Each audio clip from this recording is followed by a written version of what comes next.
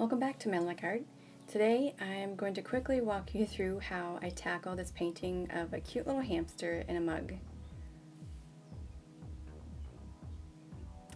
So here's the lineup of colors I've chosen. So we've got Terra Verde, Cerulean Blue, Titanium White, Yellow Ochre, Raw Sienna, English Red, Burnt Umber, and Prussian Blue. And oil Prussian Blue is very, very overwhelming, so you only need a tiny bit.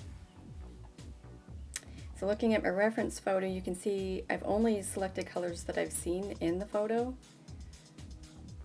So I start with a sketched on Gorilla panel by Gorilla Painters. It's a very cool, very thin MDF board. And the sketch will help isolate the shadows of things that you see in the photo. See the shadows around the handle and underneath the mug. And cute little hamster. So I'm setting up here, and this is basically the lengthy part of oils, is you have to squeeze out your colors. You don't have them ready right away. And I use a palette knife to blend out my colors with a little bit of white to create values, so I'll have them ready for when I paint. And I'm constantly checking my reference photo. And these are the brushes I'll be using. And checking my reference photo and making sure I've got everything tidy. I use two mediums sparingly. Mostly I use straight oil paint, but I use Gamsol odorless spirits, which is very safe, and it thins the paint and cleans the brushes. And a Galkid oil is a medium that makes your paint glossy and dry quickly. You see how sparingly I am. I only use a very tiny amount.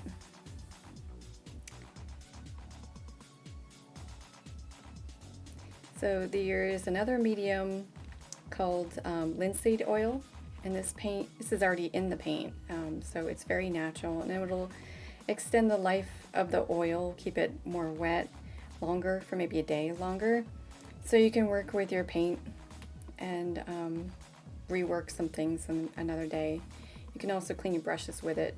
It's very, if you want to be extra purist. The toxins are in the pigments, and that's what all paints have. All paints have pigment. So I use basically throwaway reused table napkins and takeaway napkins. I like to reduce waste. So here we go. We're going to start mixing the gray for the mortar between the tiles.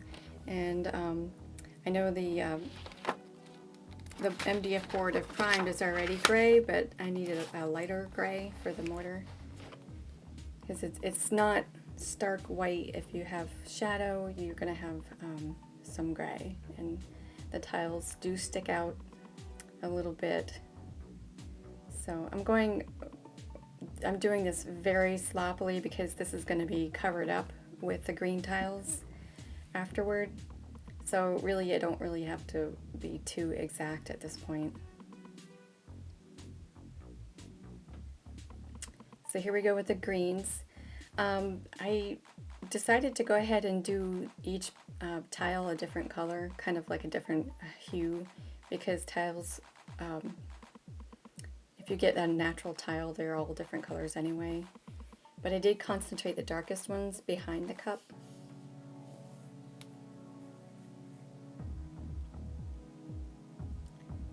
And there you have that.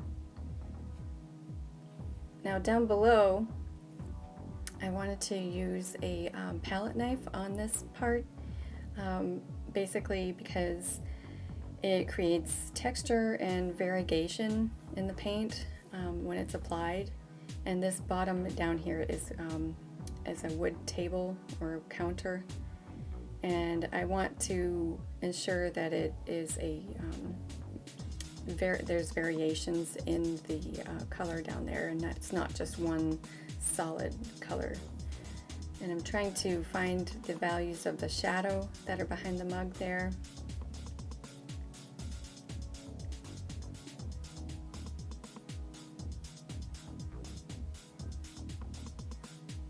And this will help bring that mug forward. It will help it pop a little bit more.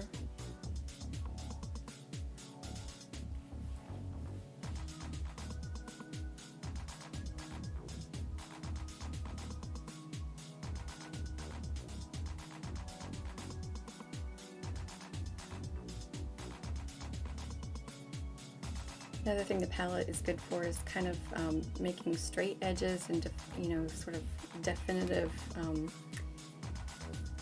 straight lines. So that's nice. And I just like using the palette knife. I've been considering doing a palette knife painting alone, just with the palette knife. I've collected quite a few. It's just kind of a lazy way, kind of to just put on a lot of paint all at once.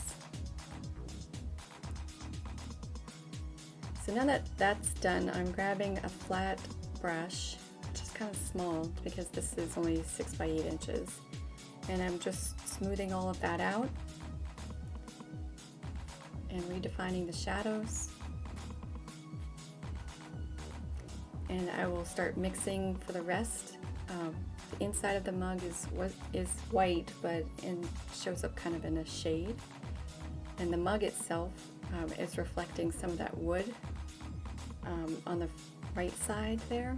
So I wanted to get the highlights from the light shining down on it and the lights bouncing up from the table onto it. So I wanted to make sure I got that. And there's a shadow underneath that handle loop, and it kind of trails all along to under the whole loop itself, and I'll be redefining that as well. There is a pattern on the mug, but I decided not to get too crazy with it. I kind of just decided to not overdo the detail. I wanted to kind of focus on the hamster. This is the aftermath. And there we have our little guy. So I hope this helps you a little bit, and I hope you enjoyed seeing some of my process. And I appreciate you joining me. We'll see you in the next one. Take care.